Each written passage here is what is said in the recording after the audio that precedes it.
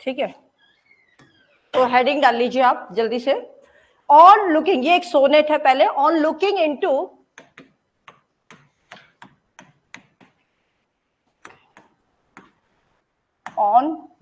Into Chapman's Homer.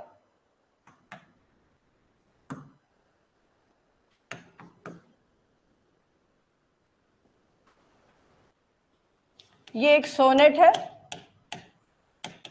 ठीक है। तो लिखना स्टार्ट करते हैं।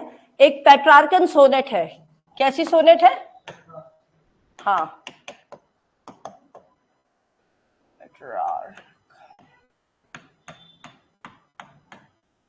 एक पेट्रार्कन सोनेट है जिस,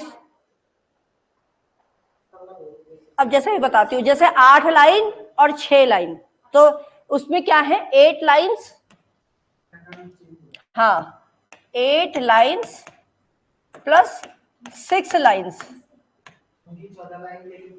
हाँ, हर जैसे रिदम होता है ना, जैसे ए बी सी, एक सोनेट का एक लय होता है कि कभी कभी रिपीटिशन होता है, कभी कभी रिपीट नहीं होती, राइमिंग नहीं होती। हाँ, उस टाइप को हम पेट्रार्कन कहते हैं। तो 8 का मतलब तो आप जानते हैं, ऑक्टेव एंड सेस्टेट। इसको क्या कहोगे आप? हाँ, ऑक्टेव प्लस सेस्टेट। 6 को, 6 लाइनों को सेस्टेट कह देते हैं, ठीक है। अब लिखिए, compose in 1816,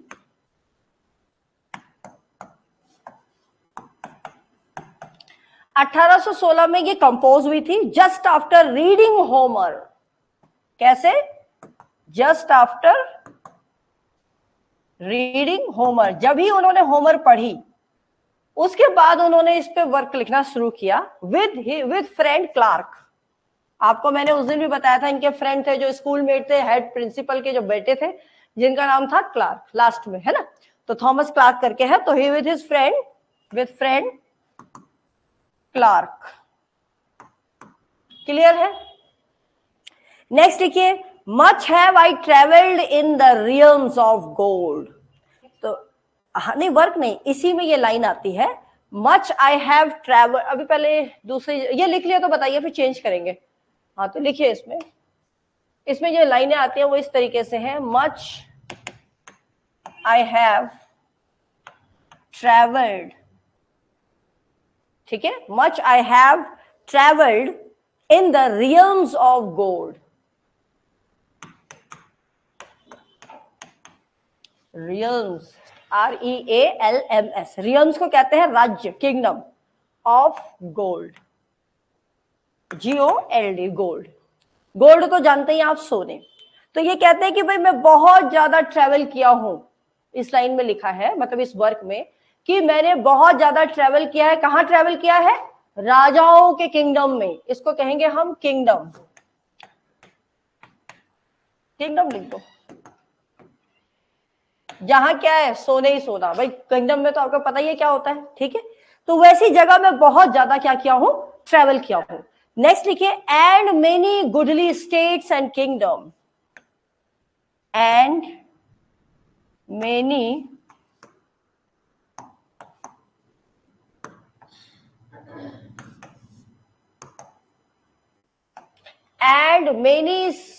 goodly states and kingdom. कहने का मतलब है, और बहुत सी अच्छे और बड़े ही रियासतें वाली जगह मैंने क्या करी है? खोजी है, मैंने देखी है। आगे बात समझ में कि नहीं? चलिए नेक्स्ट में लिखिए, the felt I like the watcher of the skies. ये लिख लिया तो बताइए। नेक्स्ट चलेंगे, ये लाइन एग्जाम में पूछी भी गई है, कई बार देखने को मिली है। हाँ, sketcher of the sky. Then felt I like a watcher of the skies, ठीक है ना। तब मुझे ऐसा लगा, I then felt I like the watcher of the skies when a new planet swims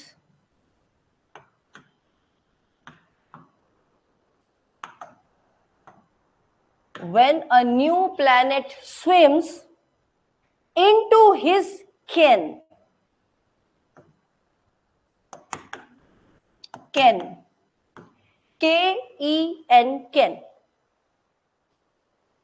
can को कहते हैं ज्ञान की सीमा, द लिमिट ऑफ नॉलेज, ज्ञान की सीमा को कहते हैं कैन। अब यहां पर कीट अपने आप को कंपेयर कर रहे हैं किससे? स्काई वॉचर से। स्काई वॉचर क्या है? जैसे सुनीता विलियम्स गई थी ना अभी सैटेलाइट लेके, तो मतलब जैसे कोई स्पेस से कोई चीज देख रहा हो, नीचे ब्रह्मता, जैसे कोई ऊपर है, ऊपर से वॉच कर रहा है, सब चीज उसको दिख रही है। समझ में आई? तो वो ये कहते हैं कि भाई ऐसा लगा जैसे मानो मैंने कोई एक नया प्लेनेट खोज लिया हो। किसके लिए कहा उन्होंने नया प्लेनेट खोज लिया हो? जब उन्होंने ये होमर पढ़ी, और होमर पढ़ने के बाद उनको लगा ऐसा कि ऐसा मानो मैंने तो एक नया प्लेनेट खोज लिया हो। जैसे लोग जैसे जो बड़े बड़े साइंटिस्ट और ये जाते हैं और स्काई में नया प्लेनेट खोज लेते हैं, मैंने भी इसी प्रकार से ऐसा ही एक प्लेनेट खोज लिया जो कि ज्ञान से भरा भंडार है। आ रही बात समझ में कि नहीं? ये एग्जाम में आई थी लाइन, ये कहां से ली गई है? क्वेश्चन इस तरीके से आया था, तो ये ली गई है आपकी होमर्स, Chapman होमर्स, on looking into the Chapman होमर्स। और ये वर्क किसका है? टीएस। वैसे वर्क नहीं पूछा जाता है, ज्यादातर यही पूछा जाता है कि ये लाइन कौन से वर्क की है एग्जाम में। लेकिन अब हर कहते हैं ना, क्या कहते हैं उसे हिंदी में, दंड भेदभाव, क्या कहते हैं वो, साम धान दंड भेदभाव। अब तो भैया सब कुछ लगा लो, क्योंकि everything is unexpected, what else question can be tough into. ठीक है ना? ठीक है। लेकिन मेरे को ऐसा लगता है कि सीडीपी, क्योंकि टीचिंग एप्टीट्यूड का पेपर, भाई टीचिंग है तो एप्टीट्यूड भी वो डालेंगे ही डालेंगे, आई फील सो। इतना ऐसा नहीं करेंगे कि भाई सिर्फ सब्जेक्ट के ऊपर नहीं होगा, एंड कुछ तो ऐसा करेंगे कि यस। अब बीएड में तो सीडीपी और टीचिंग तो चाहिए ना भाई, तुम टीचिंग सेक्टर में हो तो टीचिंग वाली चीजें भी तो लाओ। टीचिंग का मतलब क्या है? बच्चों को कैसे पढ़ाओगे? जब तुम्हें छटनी करनी है तो छटनी तो ऐसी होगी ना कि आप ये देखो बच्चे के अंदर सब्जेक्ट प्लस टीचिंग एप्टीट्यूड है भी कि नहीं है पढ़ाने लायक। वो अब पढ़ाने वाली तो ऐसे तो कोई भी पढ़ा सकता है, लेकिन जो सब्जेक्ट है उस सब्जेक्ट के बारे में आप जानते हो कि नहीं जानते? अब वो देखो अभी वैसे क्या सिलेबस चेंज होगा, हाँ आयोग वगैरह यही सब चीजें थोड़ी सी और एड ऑन हो सकती हैं। सिलेबस इतना आसान तो नहीं रखेंगे जब इंटरव्यू नहीं है, है? अरे कहीं भी पहुंच जाए, शुक्र मनाओ कि इंटरव्यू नहीं होगा। सबसे प्लस पॉइंट वो ट्रांसपेरेंसी होनी जरूरी है। अगर इंटरव्यू नहीं है तब तो इंसान कहते नहीं है 100 साल की भी मेहनत एक ही साल लगा लेगा। इंटरव्यू में तो ट्रांसपेरेंसी नहीं रहती ना। नहीं वैसे इंटरव्यू नहीं रखेंगे, वो इतना बवाल। उन्होंने अब 23 तारीख का पेपर कैंसिल कर दिया। अब उन्हें ये होश आई कि हमने तो भाई लेवल 10 और लेवल 9 में हमने नहीं देखा, पता नहीं कैसे कैसे आयोग में बैठे। अब क्या बोले, मतलब उन्होंने जो लेवल था AICTE के तहत, उन्होंने कहा लेवल 9 और लेवल 10, इसमें 5600 ऐसी कुछ सैलरी का है और इसमें 57, इसी में कुछ इसके तहत नहीं है। वो कह रहे हैं पे ग्रेड जो होता है उसके तहत इनको लग रहा है कि भाई ये गलत हो गया। तो इन्हें होश तब आई जब बच्चे ट्रेन में भी बैठ गए, लखनऊ से, राजस्थान से, बिहार से बच्चे बैठ गए ट्रेन में। तो शाम को 7 बजे निकला ये नोटिफिकेशन। ये उत्तराखंड का ही तो था, उत्तराखंड पॉलिटेक्निक लेक्चरर। ये स्क्रीनिंग वाला नहीं था क्या, हिंदी इंग्लिश जिसमें भी आनी थी? ऑब्वियसली, अरे आजकल तो बेरोजगारी ऐसी है तो इंसान तो हर, हाँ ये वो था ना, हाँ लेक्चरर प्रोफेसर वही तो है, प्रवक्ता इंग्लिश का। इंग्लिश में मेंस है, आप लोगों ने भरा नहीं। इसमें प्रायोरिटी ये थी कि फर्स्ट परसेंटेज चाहिए थी, फर्स्ट डिवीजन, और उसमें भी यही है, इन दोनों में लेवल में यही है। पहले वाले लेवल में तो चलो भाई आपने सिर्फ वो किया है, सेकंड वाले में आप पोस्ट ग्रेजुएट और ग्रेजुएट दोनों, और वो भी फर्स्ट क्लास, दोनों में से किसी में भी। तो ये सब चीजें तो इनको पहले से सोचनी चाहिए थी। फिर भी अब हम क्या कहें, पहली बार ही मैं देख रही हूँ ऐसा, इतने टाइम में आज तक कभी ऐसा नहीं हुआ कि लास्ट मोमेंट पे everything is been changed. It never happened, it is happening in the presence of chief minister Dhami ji, जिनका कोई नामो निशान ही नहीं था। He is always mute. चलो छोड़िए, पॉलिटी में ज्यादा कहाँ जाएंगे तो फिर बहुत गहरे चले जाएंगे। ठीक है, कैन तक आ गया। पर यह है कि अब यही है कि अब बच्चे को क्या करना है, बच्चे को अब मौका नहीं छोड़ना है। जब इन्होंने सब चीज ऐसी करनी है तो चलो एक पक्ष तो कहता है कि चलो ठीक है। स्क्रीनिंग में कई बच्चे ऐसे भी थे ना जो इंटेलिजेंट भी थे, मतलब जिनको अपना नॉलेज था, उनको यही डर था हम पास होंगे कि फेल होंगे। अब यही समझ लो कि सबने स्क्रीनिंग निकाल ली। अब यही हो गया ना कि सब अब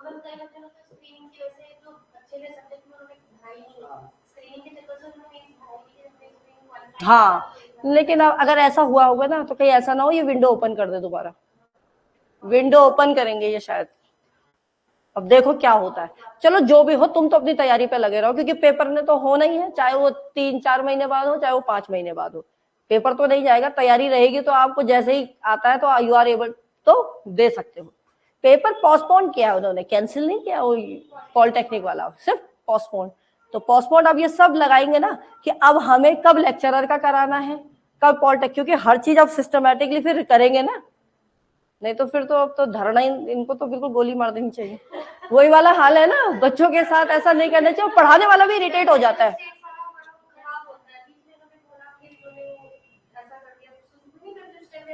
हाँ हाँ, उन्होंने निकाल तो हिंट तो उसी दिन दे दी थी, पर फिर भी 4 महीने लगाए। जब वो नियमावली जब निकाली थी न्यूज़पेपर में, जब आया था, जब हम लोगों ने बोला था कि फ्री तो होगा ही होगा, अभी कुछ आयोग ने कुछ नहीं कहा। आयोग इज ऑलवेज म्यूट, है ना। पर चलो कोई नहीं, एक तरफ से तो अगर मैं बच्चों की सेंस से देखूं, भले हाँ टाइम लगा, भले ये व्यर्थ तो नहीं जाएगा भाई, ये बच्चे एलटी का भी पेपर देंगे, क्योंकि रिजल्ट आते आते तो टाइम लगता है, नियुक्ति होते होते भी टाइम लगता है। तो कहीं ना कहीं आपको हेल्प ही करेगा। आप प्री जो भी पढ़े हो, कोई चीज बर्बाद नहीं जाती।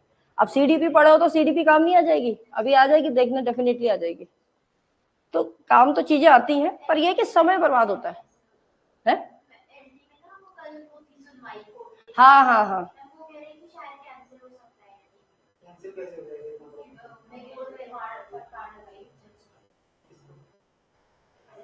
हाँ हाँ, वो उन्होंने बताओ क्यों किया है, उसका भी रीजन है। आउट ऑफ सिलेबस जो दिया ना, वही मुद्दा उठा होगा। आउट ऑफ सिलेबस नहीं नहीं, प्ले जो पेपर था ना, पेपर बहुत पहले, पेपर हाँ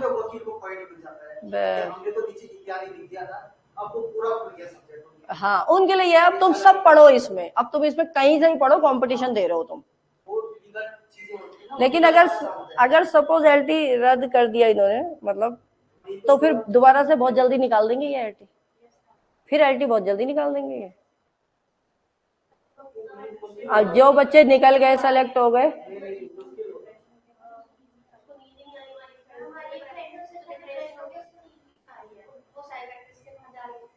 नहीं नहीं, मैं समझ सकती हूँ, बच्चे पढ़ाने वाले को भी होता है, लेकिन जो पढ़ रहा है उसके साथ उसका समय, पैसा, सब कुछ लगता है।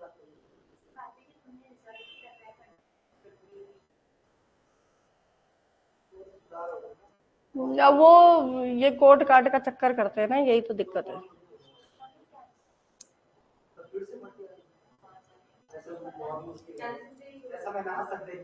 नहीं नहीं, ऐसा तो नहीं करेंगे, कैंसिल नहीं कर सकते, नहीं तो ये तो सब जगह से गए, इन्होंने इधर उसी में अमेंडमेंट होगा और उसमें थोड़ा टाइम लग सकता है। अब हो सकता है जो वेटिंग में थे वो भी निकल जाए, कुछ कह नहीं सकते।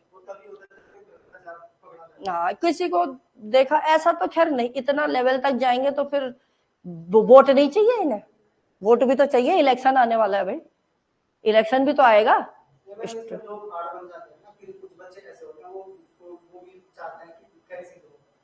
अरे ऐसा यही देखो, बच्चे यूनिटी कब होती है, बच्चों की यूनिटी अभी तक तो बच्चे भी डिवाइड हो गए ना इसमें, कि भाई ठीक है प्री हट गया, कई बच्चे ऐसे हैं जो बहुत खुश हो गए, ऐसे बच्चे भी हैं। अब आप में से कितने के मन में लड्डू फूट रहा होगा ये मैं नहीं जानती, लेकिन मेरे को पता है ना, क्योंकि मेरे से जो पढ़ते हैं, या आप भी तो जानते हो, सब बच्चों को आप मिलते हो, तो कई तो ऐसे हैं जिनको प्री में खौफ था कि पता नहीं होगा कि नहीं होगा।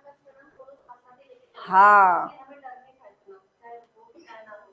तो लेकिन ये है। अब दूसरे जो हो गए कि कहते हैं, कई ऐसे होते हैं जो भड़काऊ भी होते हैं, जिसको जो पक्ष अच्छा लगता है बस वही करते हैं। लेकिन अगर इन्होंने इंटरव्यू की बात कर दी, प्री अब नहीं करेंगे, एक बार इंटरव्यू भी तो तभी नहीं कर रहे हैं क्योंकि इंटरव्यू ना करने की वजह से तो प्री लाया गया था। तो इतने तो मूर्ख नहीं है ना, शिक्षा आयोग में भी, कमीशन में भी जो बैठे हैं वो भी इतने तो नहीं होंगे। वो चाहते, आजकल लोग पैसा खाते हैं ना।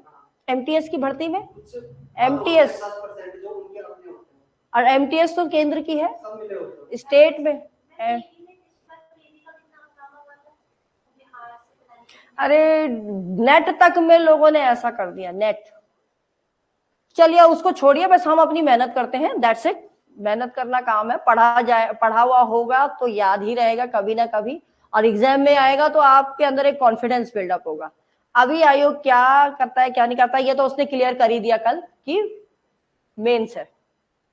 अब ये नहीं है ना कि प्री है, हाँ ये बता दिया ये, हाँ मतलब खबर आई है कि मतलब कमीशन भी सेटिस्फाइड है कि सब्जेक्ट को ही आप क्या करिए, प्रेफर करिए।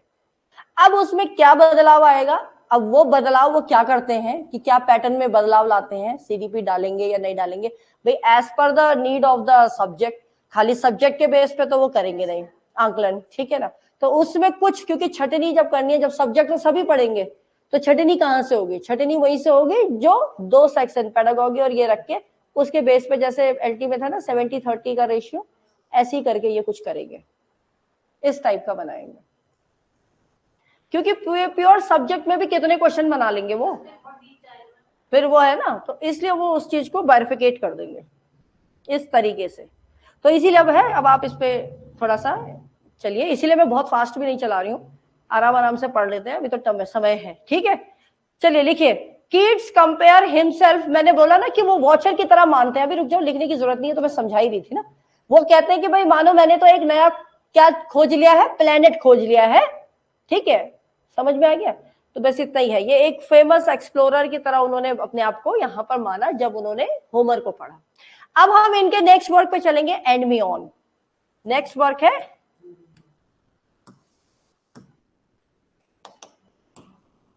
एंड मी ऑन की स्पेलिंग सही लिख लेना, एंड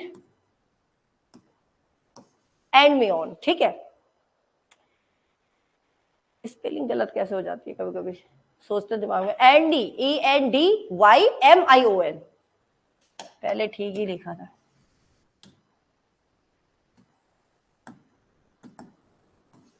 ठीक है, एंडीमियोन। चलिए आगे लिखिए आप, पब्लिश्ड इन 1818, पब्लिश्ड इन 1818 में ये पब्लिश हुई थी।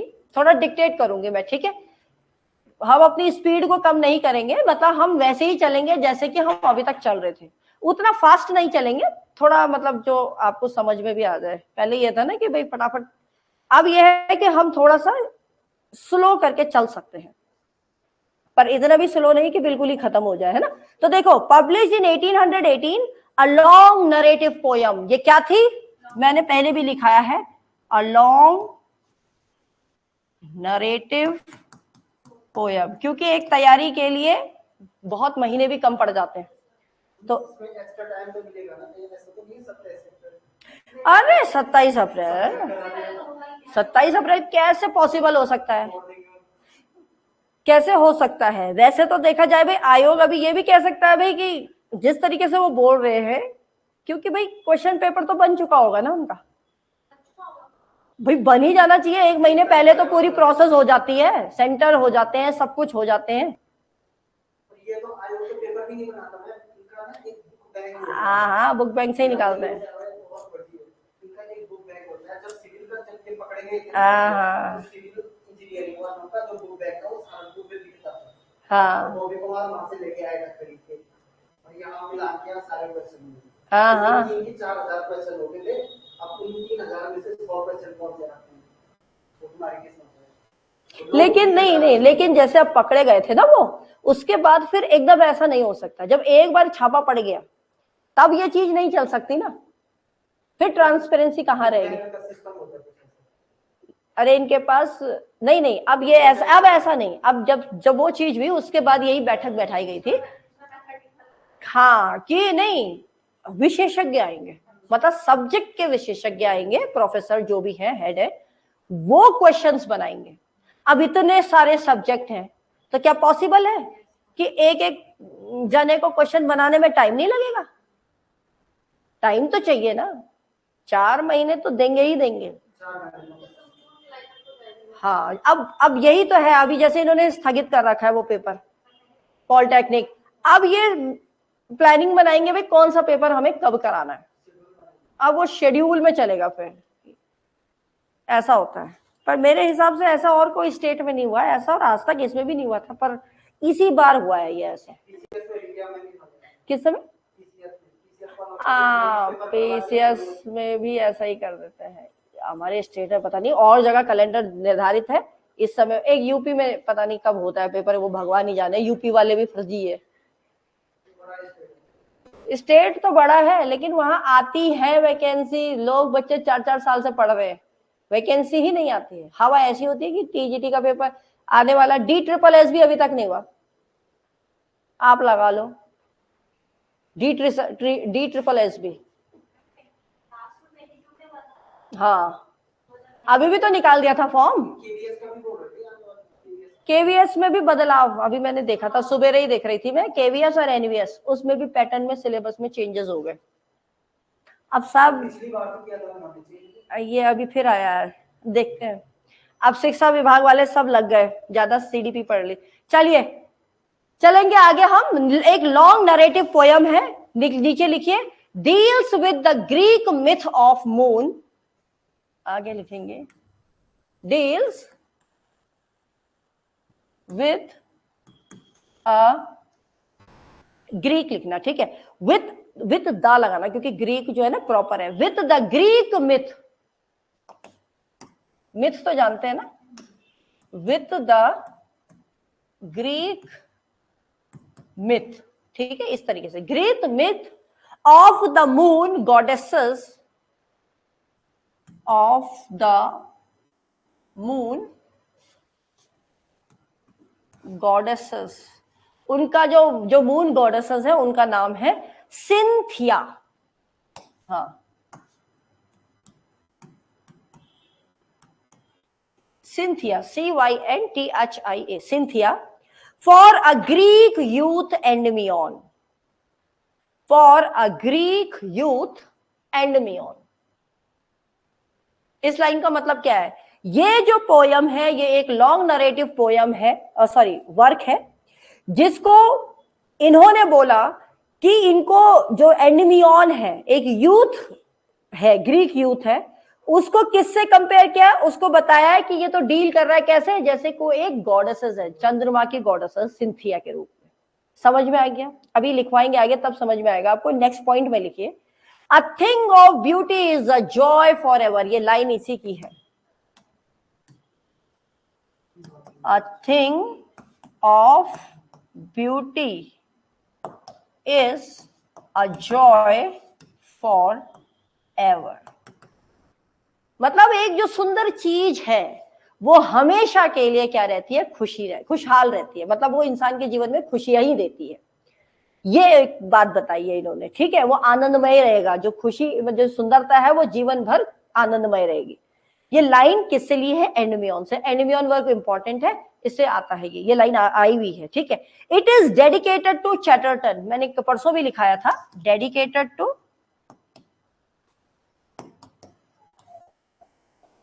चैटरटन, ठीक है, चैटरटन, चैटरटन, ये मैंने क्या लिखा है? चैटरटन, TON करना, TON, चैटरटन है, चैटरटन, ठीक, CHATTERTON, चैटरटन को ये संबोधित करते हैं, ठीक है। नेक्स्ट पॉइंट में लिखिए, written in iambic pentameter, written in iambic pentameter, heroic couplet, ठीक है। किसने यूज किया था सबसे पहले heroic couplet? He is known as the father of, और कौन सा वर्क था इनका? एक वुमेन वाला भी था ना, फिर एक कपलेट का प्रयोग किया। अच्छा, कल भी तो मैंने कुछ क्वेश्चन पूछा था, मैं खुद ही भूल जाती हूँ। हाँ, तो याद है? आप ढूंढ के रखिए, मैं तो बता दूंगी, लेकिन अभी तो फ्री हो ना, अभी तो ढूंढ सकते हो, अभी तो ऐसा भी नहीं कह सकते अरे मैडम हम प्री पे बिजी हैं, वहां बिजी है ना।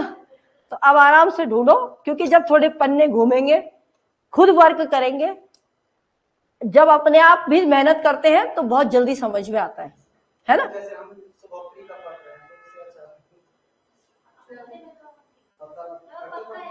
नहीं नहीं, अभी आओ, अभी आओ, नहीं नहीं, हाँ नहीं नहीं, अभी तुम प्री तो पढ़ो, क्योंकि आयोग अभी ये डिसीजन भी तो नहीं ले पा रहा है ना। आयोग ने ये डिसीजन भी तो नहीं निकाल दिया कि हमने पैटर्न, क्या पैटर्न बदल दिया, पता चला पैटर्न में कुछ यही डाल दिए, जीएस डाल दी, जीएस डाल दी, तब क्या करोगे? वो स्क्रीनिंग हटा के, क्या पता, यू नेवर नो, पता चला उसमें भी कुछ कुछ सेक्शंस डाल दिए। हाँ, तो इसलिए तो भैया ये तो चलते रहने दो, जब तक आयोग ने अपने आप हरी झंडी नहीं दिखाई, जब तक पैटर्न के बारे में है। हाँ, जब वेबसाइट उसकी ऑफिशियल वेबसाइट पे आ जाएगा, तब वो तो सर लोग ही आपको बताएंगे ना भाई, वो सबसे वो तो सबसे पहले बताएंगे आपको। ये पता चला इधर से भी गए उधर से भी गए, ऐसे थोड़ी ना करना। अपना जो पढ़ रहे हो वो रेगुलर आते रहो, वो करते रहो, क्योंकि भाई हर इंस्टीट्यूट वाले तो अभी पढ़ा रहे हैं ना, क्योंकि क्या पता आयोग क्या कर दे। पता चला यही चीज अगर उसमें डाल दी कि प्री हटा के चलो मेंस में ही करो, तब क्या कर लोगे?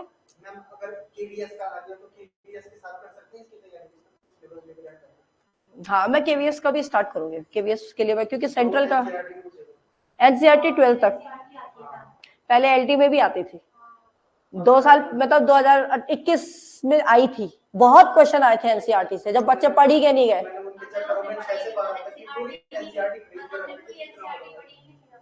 है, बताया तो होगा, उस समय सिलेबस में मेंशन नहीं था ना। हाँ नहीं नहीं नहीं था, इस समय तो खैर क्लियरली बता रखा था और आया भी नहीं, नहीं तो फिर तो हो जाता बवाल। नहीं ना, इस समय तो नहीं था। लेकिन जब आप केवीएस का देते हो, एनवीएस का देते हो, एनवीएस भी बहुत अच्छा है, एनवीएस का पे बैंड ज्यादा अच्छा है। केवीएस एनवीएस तो दोनों ही अपने आप में अल्टीमेट है, वो तो आप चाहे लोअर से चले जाओ हायर पे चले जाओ, तब मिल सकता है जब आप मैरिड हो, दोनों यू नो, अगर एक स्टेट में भी है तो वो हो जाता है, ऐसा नहीं है। हमारे साथ तो है ही ना, केवीएस में टीचर है, तो वो हिमाचल थी, तो हिमाचल से भले 1 साल लगा उनको इधर आने में, पर तिगड़म तगड़म लगा के हो ही जाता है। आजकल सबको पैसा चाहिए ना, और जब नौकरी कर लोगे तो पैसा देने में क्या जाता है। क्यों भाई, इंसान दे ही देता है पैसा कि चलो भाई ले लो। चलिए, पर मेरे हिसाब से आपके ऑप्शन, जब आपके पास सब्जेक्ट है तो उसी सब्जेक्ट से जितनी भर्ती निकलती है मैं कराऊंगी। हाँ, मैं केवीएस का सिलेबस निकालूंगी, और मैं, पर उसके लिए मैं अलग सा बैच बनाऊंगी, मिक्स नहीं कर सकते। पर ये है भाई, जो टीएस एलियट है तो वो है ही, उसमें कहीं तुम चाहे तुम केवी में पढ़ो चाहे इसे पढ़ो, वो बदल थोड़ा ना जाएगा।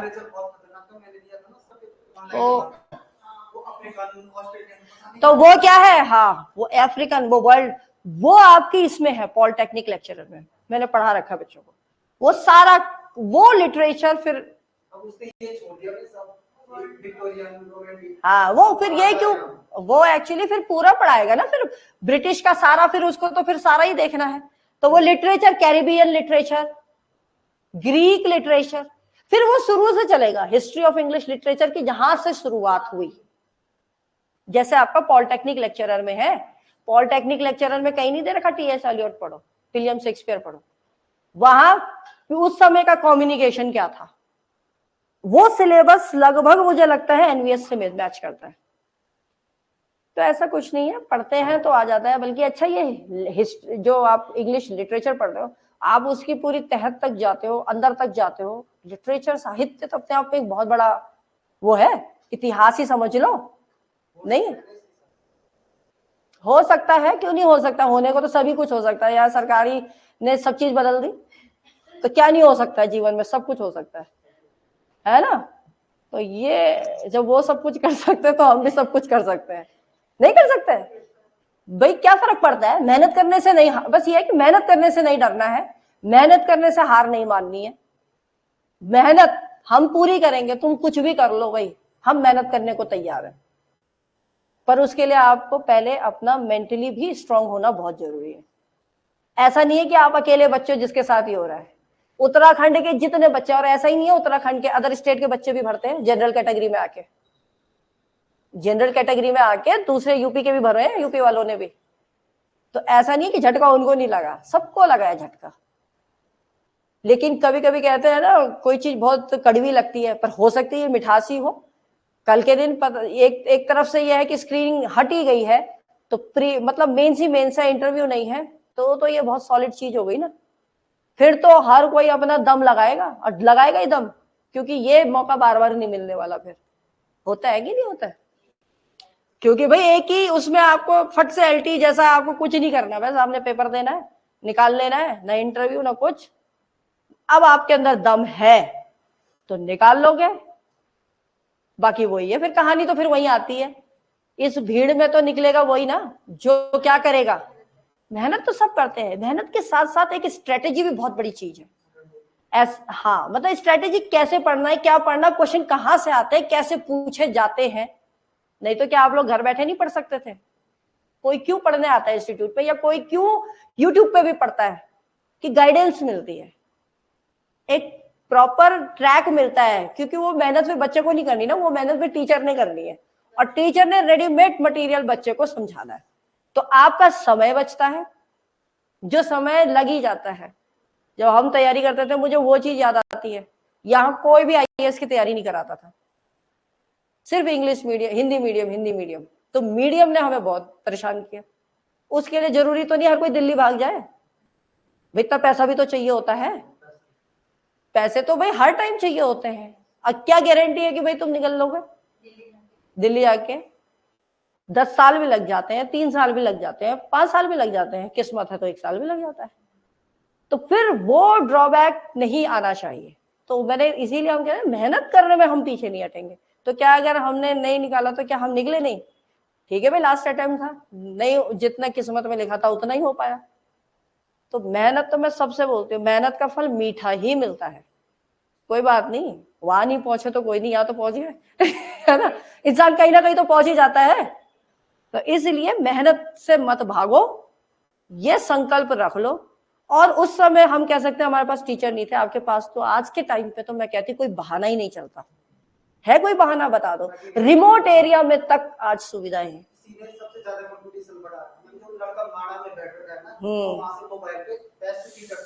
बस यही है, अब नहीं है, पहले नहीं था ये चीज। पहले तो भाई दर दर वो दिल्ली नहीं भागे, जब तक दिल्ली चलो आंदोलन नहीं था तब तक आप कुछ कर ही नहीं सकते। मीडियम की बात कर रही हूँ मैं, बाकी हिंदी में तो पढ़ाते थे, पर फिर भी एक होता ही है, जो चीज जहां से प्रसिद्ध थी, जैसे इलाहाबाद, वहां जो चीज जहां की होती है फेमस, आज के टाइम पे क्या नहीं है, सब जगह आप यहाँ बैठे सब कुछ पढ़ सकते हो। हम अंतरिक्ष में सुनीता विलियम्स नीचे कैसे आ रही है ये देख पा रहे हैं ना, आजकल तो डिजिटलाइज्ड हो गया हर चीज। और सबसे अच्छी बात है, आप देहरादून में अब सारी सुविधाएं हैं, सब जगह आपको सब कुछ मिलता है, प्रॉपर गाइडेंस मिलता है, सब कुछ मिलता है, ट्राई बताने वाले भी होते हैं, पहले तो कुछ बताने वाले भी नहीं होते थे। तो अगर हम पहले के फेज को देखें और अब के फेज में देखें तो चलो ये चीज तो सही है कि क्या है, अवेयरनेस तो है। बस आज के बच्चे मेहनत कम करते हैं, मैं ये बोल सकती हूँ, आज के बच्चे मेहनत कम करते हैं। सब उनको क्या चाहिए, तो कहीं से कोई किताब, एक सब मुझे पूछा मैडम एक किताब बता दो इंग्लिश के लिए। अरे एक किताब है क्या इंग्लिश के लिए? एक किताब से हो जाएगा? कितनी किताबें, जब आपने एमए पढ़ा कितनी बुक्स पढ़ी आपने? More than 40। जब आप कंपटीशन में जा रहे हो, और एक बुक भी मेरे हिसाब से 200-300 से कम तो क्या ही आती है।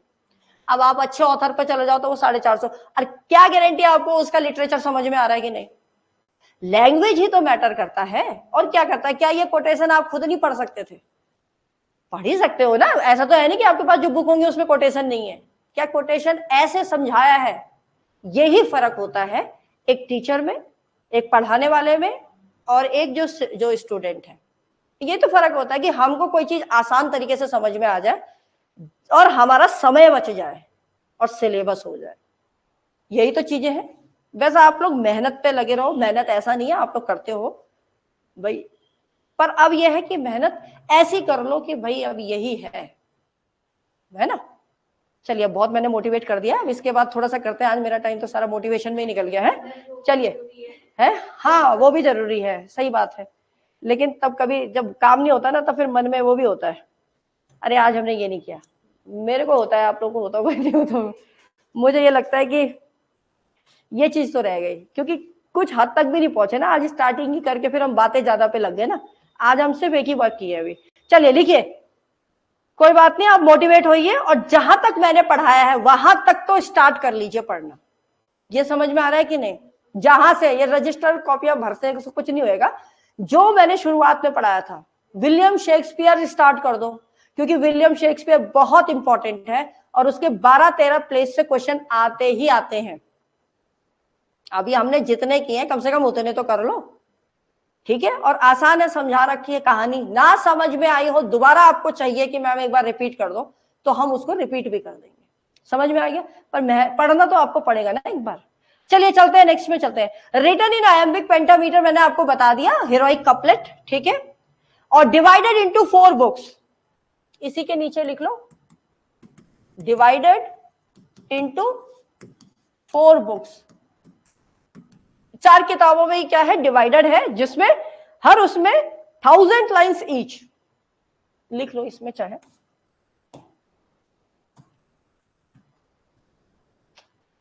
1000 लाइन्स ईच। हाँ हाँ, तभी तो हमने बोला ये लॉन्ग नरेटिव पोयम है, एपिक टाइप की समझ लो, है ना, लंबा है बहुत। चलिए नेक्स्ट लिखेंगे, नेक्स्ट पॉइंट में आइए आप। अब आया नेक्स्ट वर्ड, इजाबेला। हाँ इजाबेला लिखो। इजाबेला मैंने कल बताया भी था आपको ना, कौन थी इजाबेला? हाँ, जिनसे इनको एक ही टाइम पे मतलब अट्रैक्ट हो गए थे, है ना। और इन्होंने हेल्प भी करी थी इनको 3 वर्क लिखने में, the saint eve, saint Agnes, है ना, याद रखना, मुझे याद नहीं रखना, आप लोगों को याद रखना है, ठीक है, तो उसको याद रखना। आपने जो छोड़ दिया है लाइव क्लास में देख लेना, कल वाली रिकॉर्डिंग देख लेना, फिर है ना, इस तरीके से चलो। चलिए लिखिए सब टाइटल इसका, लिखिए the pot of BECIL.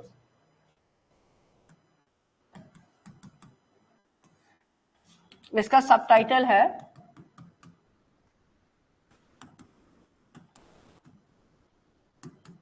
BECIL, जानते हो ना? ना ना ना, हाँ तुलसी को कहते हैं बेसिल। अब कोई मैं इसलिए समझा रही हूं क्योंकि आपको तब समझ में आएगा, तुलसी, ठीक है। तो तुलसी का pot, the pot of basil, ये इसकी क्या है, सब टाइटल है, किसका, इजाबेला का, ठीक है। ये पब्लिश हुई थी, कंपोज हुई थी 1818 में, लिख लो, कंपोज्ड 1818, पब्लिश्ड 1820। 1818 में तो ये कंपोज हुई, ठीक है, एंड पब्लिश्ड 1820, ठीक है। ये क्या है, एक नरेटिव पोयम है,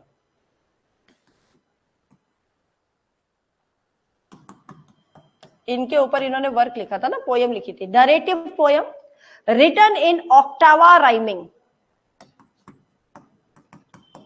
written in ottava rhyming, ottava rhyming, RHYMING, ठीक है, ऑक्टावा राइमिंग में लिखी गई है। अब राइमा लिख दो, वैसे राइमिंग मैंने लिखा है, हम ऑक्टोबर राइमिंग राइमा बोल देते हैं। अब ऑक्टोबर राइमा होता क्या है ये भी मैं समझा देती हूँ, राइमिंग लिख दो या राइमा लिख दो, क्या फर्क पड़ता है, ठीक है, बात तो एक ही है, ठीक है। अब इसका ऑक्टोबर राइमा क्या है ये मैंने आपको बताया है, पर आप एक पॉइंट में एंड ब्रैकेट बना के इसके आगे लिख लो, a stanza of 8 lines, a stanza of 8 lines, ठीक है, A stanza of 8 lines of heroic verse, VERSE, verse. इसी के आगे लिखिए विथ द राइम स्कीम. अब इसकी जो राइम स्कीम है वो क्या है? ठीक है, with the rhyme scheme ABA, इस तरीके से लिखता है. राइमिंग इस तरीके से होगी. ठीक है, ABA BA CC. ठीक है, BA BCC, ऑक्टावा चलेंगे ना. BA BCC 1 2 3 4 5 6 7 8 हो गई ना. ठीक है, तो ये कैसी है? एक स्टेंजा है 8 लाइंस का हीरोइक वर्स में. जो राइम स्कीम इसकी होगी ABA फिर ABCC, इस तरीके से. ठीक है, चलिए नेक्स्ट लिखिए. Isabella loves Lorenzo. लेकिन ये जो इजाबेला थी ये किससे प्यार करती थी? लॉरेंजो से. ठीक है, लॉरेंजो LORENZO. नेक्स्ट पॉइंट में लिखिए हर brothers murder Lorenzo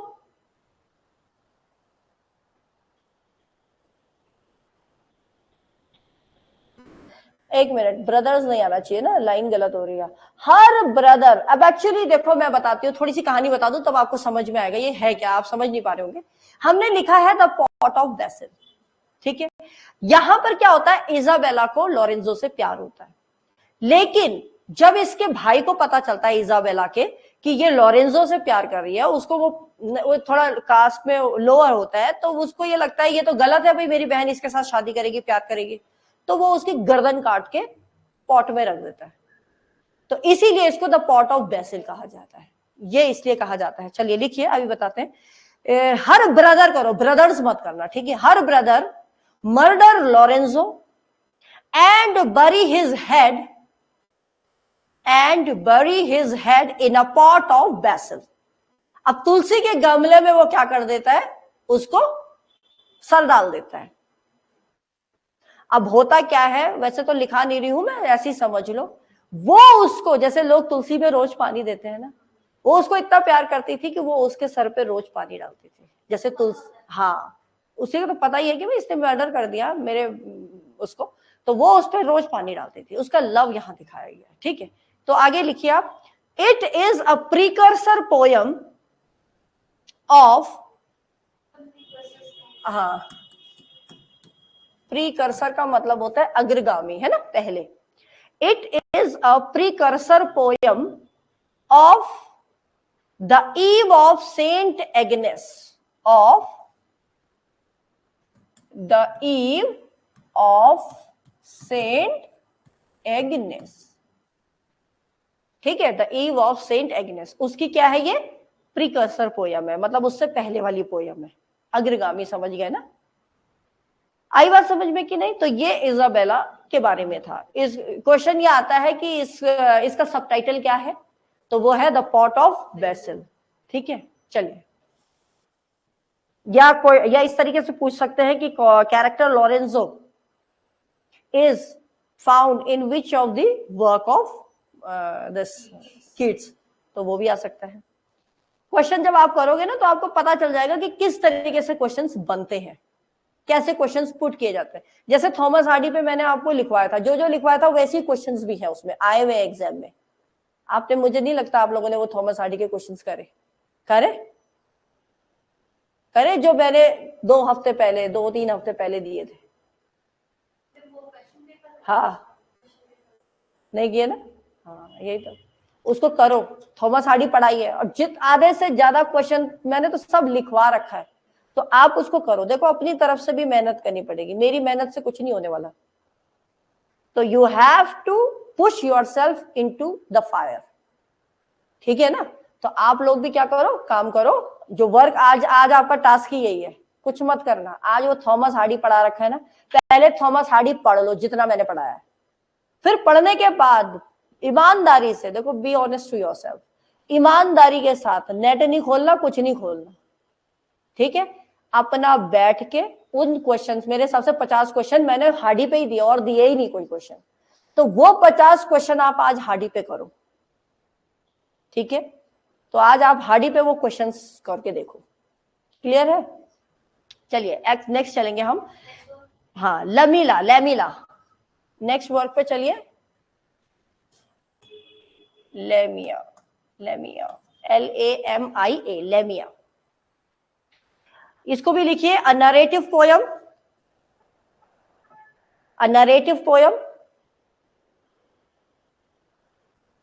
next point में लिखिए, पब्लिश्ड, फर्स्ट पब्लिश्ड इन जुलाई 1820।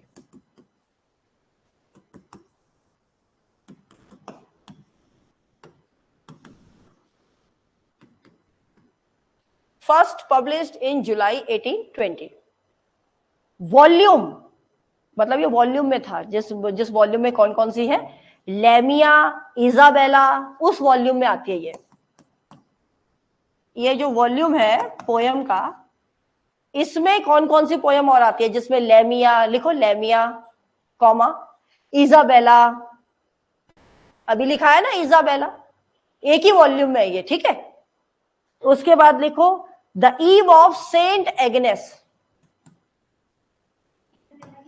हाँ कॉमा लगा के, ये सब पोयम है ना, वर्क है, मैंने बताया थे ना आपको पहले, the eve of saint Agnes, ये सब एक ही वॉल्यूम में है ये, ठीक है। इसके बाद लिखो एंड अदर पोयम्स, तो उस वॉल्यूम में ही ये क्या है, कंसिडर की गई है,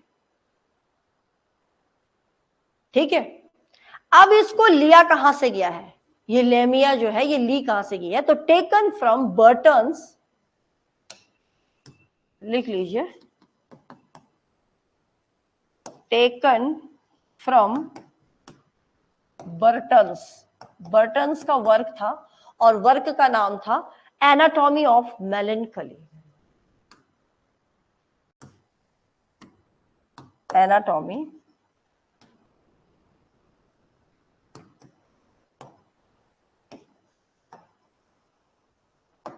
तो इनके इस वर्क से इसको लिया गया है, ठीक है। नेक्स्ट चलिए, इसी में लिखिए, Lamia is a serpent woman, सपेरी वुमेन है, Lamia is a serpent woman, ठीक है।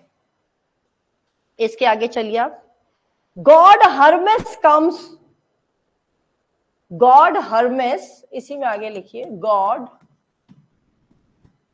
Hermès, HERMES, god Hermes comes across Lamia, across Lamia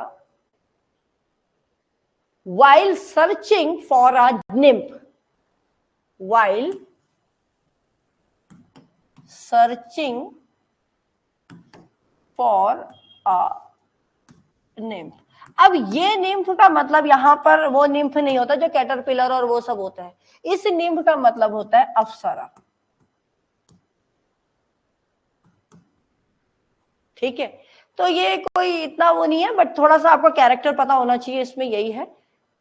होता क्या है कि ये जो लेमिया है ये एक सपेरी है, मतलब फीमेल है, ठीक है, और जो गॉड हर्मेस है वो मेल है, तो वो खोज में निकलता है कि भाई मुझे कोई सुंदर वो चाहिए, तो उसको ये मिलती है, तो वो फिर इससे मतलब बाउंड हो जाता है, समझ में आ गया, यही दिखाया गया इसमें। नेक्स्ट चलेंगे हाइपरियन, नेक्स्ट वर्ड पे चलिए,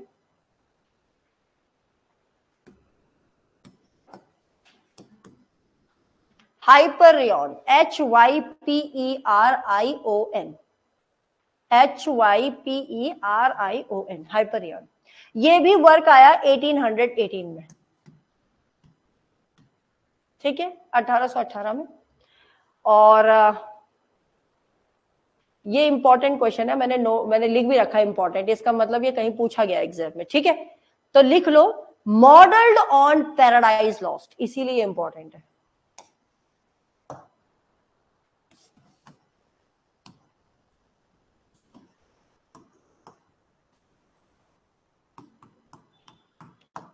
पैराडाइज लॉस्ट है ना, उसी पे आधारित है, मतलब उसी प्रकार की है, ठीक। Written in the blank verse, next point में लिखिए, written in the blank verse,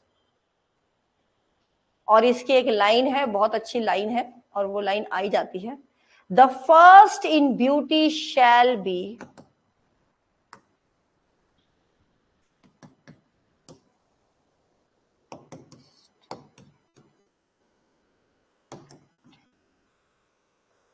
the first in beauty shall be first in might. First might, might का मतलब होता है ताकत, पावर, ठीक है। तो ये क्या कहते हैं, शक्ति जिसे हम कहते हैं जो सुंदरता है वह प्रथम होती है और उसे शक्ति में भी हम प्रथम, उसे शक्ति में भी प्रथम ही होना चाहिए।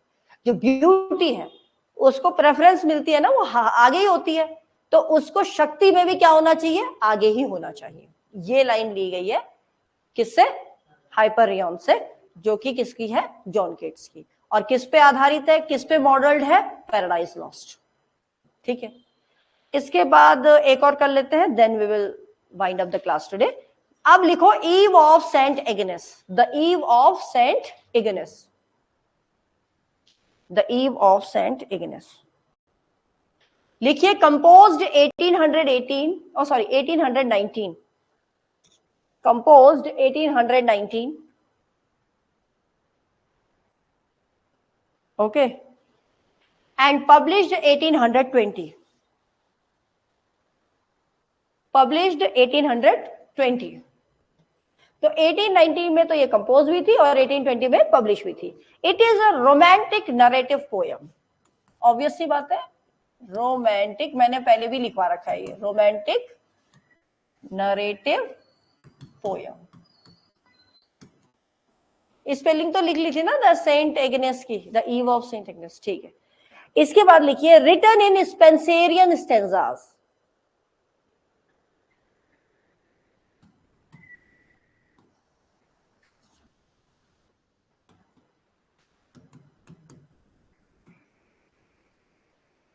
Written in Spenserian stanza.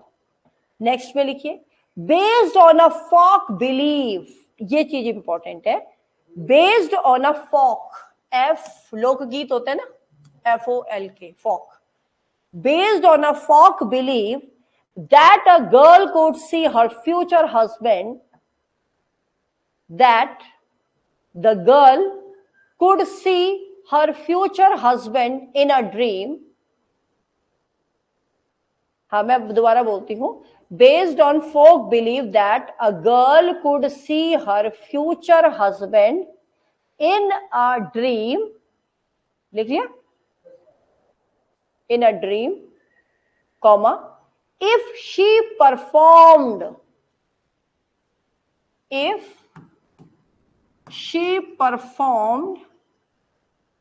some rituals, if she performs some rituals, RIT, या तो rites कह दो, rites भी rituals ही होते हैं, संस्कार होते हैं, rites या rituals, on the eve of Saint Agnes, on the eve of Saint Agnes। और जो ये सेंट एग्नेस की जो ईव होती है, ये 20 जनवरी को ये मनाया जाता है, ठीक है। और कई जगह पर इसकी जो फीस्ट होती है ना, दावत, ये जो है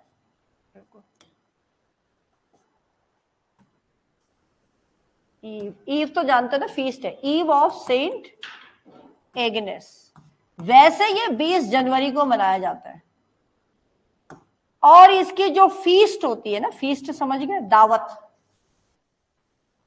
इसकी फीस्ट 21 जनवरी को मिलती है, मतलब इस तरीके से। तो ये कहा जाता है कि जो लड़की क्या करती है, जो रिचुअल्स होते हैं उनको अगर करे, माने, तो कहते हैं कि उनको अपने सपने में भी फ्यूचर हस्बैंड कौन बनेगा वो दिखाई देता है। तो ये दिखाया गया है इस वर्क में, ठीक है। तो नेक्स्ट लिखिए, इसी में आगे लिखिए, Keats wrote this poem, Keats wrote this poem while he was staying in Chichester, Chichester, Chichester, H भी लगाओ, चिकचेस्टर, CHICHESTER। हाँ, ये जगह का नाम है। तो जब ये उस जगह रह रहा था, वहां के बारे में इसको पता चला होगा, तो उसने सोचा होगा बड़ी अद्भुत चीज है, तो लिख ही डालो जी, तो लिख दीजिए। ठीक है, समझ में आ गया। तो कल हम ला बेला डायमेंशंस मर्सी करेंगे। अच्छा, कल सैटरडे है, अब मैं देखती हूँ, क्योंकि कल शायद मुझे कहीं जाना पड़ेगा अपनी मदर को लेके डॉक्टर के पास। अभी मैं कुछ कंफर्म नहीं कह सकती, ठीक है। अगर तो मॉर्निंग में अपॉइंटमेंट मिला डॉक्टर का, तब तो मैं मॉर्निंग में जाऊंगी। अगर शाम का मिला तो शाम को जाऊंगी। तो जो भी होगा वो मैं मैसेज ड्रॉप कर दूंगी आपको, है ना। एक को बता दूंगी तो एक जना सबको बता देगा, बता ही देंगे ना, कनेक्टेड तो हो ही होंगे। या मैं सर को बता दूंगी, सर को तो खैर मैं अभी बता ही दूंगी।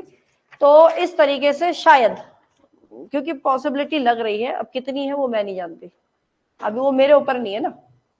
तो इसलिए अगर आ गए तो हम इसको कैरी ऑन करेंगे आगे, और अगर नहीं आए तो कल आपका टास्क ये होगा कि आप आराम से अपने क्वेश्चंस करोगे। थॉमस, आज थॉमस हार्डी पढ़ो, कल आराम से उस क्वेश्चंस को करना। चाहे तो आप, पर आप तो क्लास भी तो आओगे ना देने, सुबेरे की क्लास भी तो दोगे ना। उसके बाद चाहे तो आप लोग यहाँ बैठ के दे सकते हो। अभी मैं भी नहीं कह सकती ना, अभी मैं भी 100% तो मैं आपको एश्योर कर ही नहीं रही हूँ, ठीक है। तो वो कल का कल ही देखा जाएगा। कल सुबेरे, सुबेरे क्या, मैं शाम तक बताऊंगी, क्योंकि मैं फोन पे अपॉइंटमेंट लूंगी ना, तो मैं शाम को ही आपको डिलीवर कर दूंगी मैसेज। तो जैसा भी होगा I will let you know about that, ठीक है। बाकी आप तो इस तरीके से पढ़ो जैसे बताया जा रहा है, जितना हमने कर